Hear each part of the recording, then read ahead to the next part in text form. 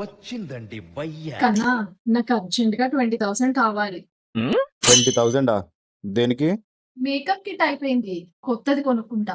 ఈసారి అన్ని మంచి మంచి బ్రాండ్స్ కొనుక్కుంటా. ఇదో ఈసారి ఏదైనా సాకు చెప్పి తప్పించుకోవాలని చూస్తే నేను ఊరుకో. సర్లే 20,000గా ఇస్తాలే, కానీ నేను కొన్ని క్వశ్చన్స్ అడుగుతా, ఫస్ట్ ఆన్సర్ చెప్పు. పక్కా ఇస్తావు కదా? పక్కా ఇస్తా. సరే, అసలు నువ్వు మేకప్ దేనికి వేసుకుంటావు? అందంగా కనిపించడానికి. అంటే నువ్వు అందంగా లేవు, మేకప్ వేసుకుంటేనే అందంగా కనిపిస్తావు. అట్లా కాదు, నేను అందంగానే ఉన్నా, ఇంకా అందంగా కనిపించడానికి మేకప్ వేసుకుంటా.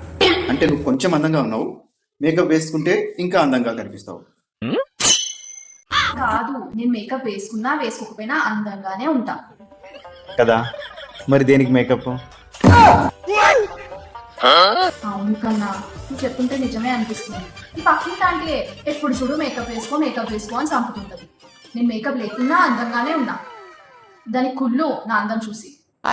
కదా, అవును కన్నా, నా బుర్రకి ఎందుకు తట్టలేదు ఇదంతా?